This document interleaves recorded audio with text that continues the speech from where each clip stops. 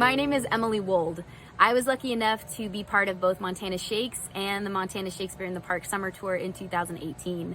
And I'm very excited to talk to you today about Livingston, Montana. I'm excited to talk to you about Livingston because in hindsight, it represents for me kind of the encapsulation of the whole tour. And if I had to distill that encapsulation down to one word, which is pretty hard to do, I would probably pick the word surprise. Because that tour to me was surprising in so many wonderful, deeply wonderful ways. And what I found in Livingston was no exception to that. First of all, when you roll into Livingston, of course, the natural beauty is shocking. It's very surprising.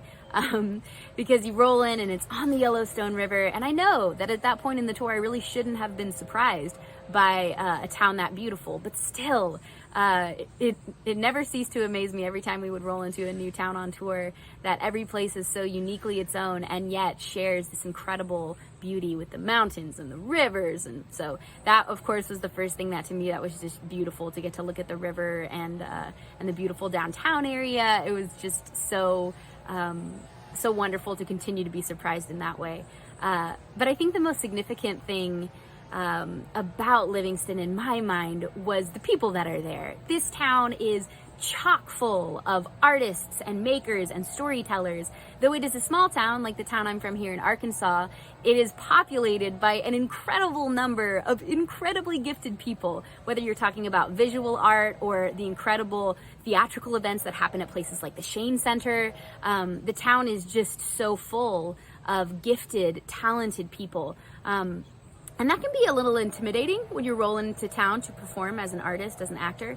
But that was not what I found as the day continued. So we set up our show. Othello was the show we were performing that day. We set up our stage in the parking lot of the Shane Center. And this is where, for me, during the performance of the show, this is where that kind of encapsulation of the whole tour started to take place. Because when you start a tour with Montana Shakespeare in the Parks, you kind of start with this idea that you are going to go to these communities and you're going to be lucky enough to get to share your artistry with them, right? And you're bringing, these wonderful plays by William Shakespeare to all these different places. But what actually happens is that you go to these towns and yes, you give your time and your energy and your effort and you do this show, this story that you've created. But what actually happens is that the gifts that are given to you by these communities far, far outweigh what you are bringing to them. And that was poignantly true at Livingston. To set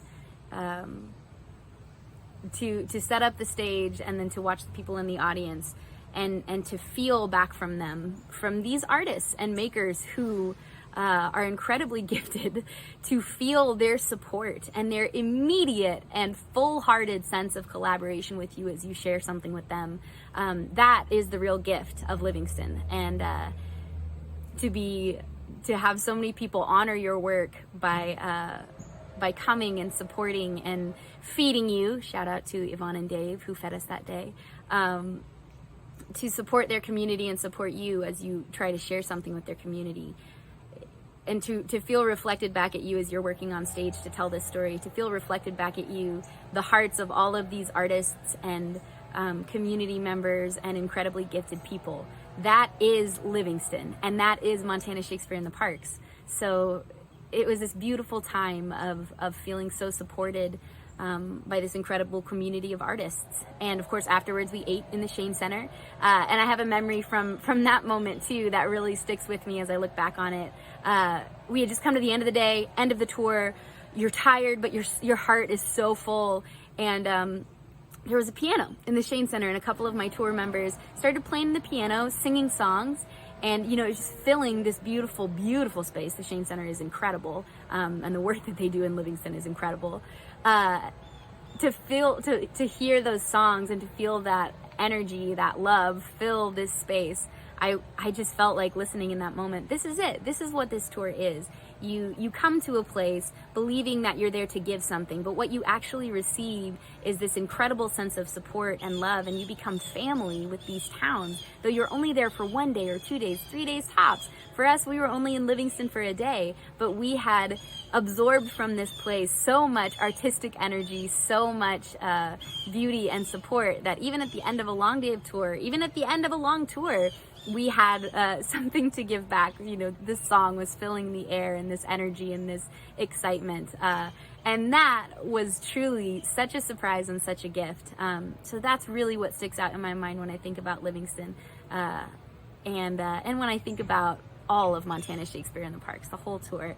So with that amazing, beautiful gift of a surprise in mind, I wanted to share a little bit of a Beatrice piece from Much Ado About Nothing, when she is surprised to find out that she may have love in her heart for Benedick, may be able to make room in her heart for Benedick. Biggest surprise of Beatrice's life, for sure. So I felt like that was an appropriate way to honor my time with Montana Shakespeare in the Parks and the beautiful town of Livingston, Montana. What fire is in mine ears? Can this be true? Stand I condemned for pride and scorn so much?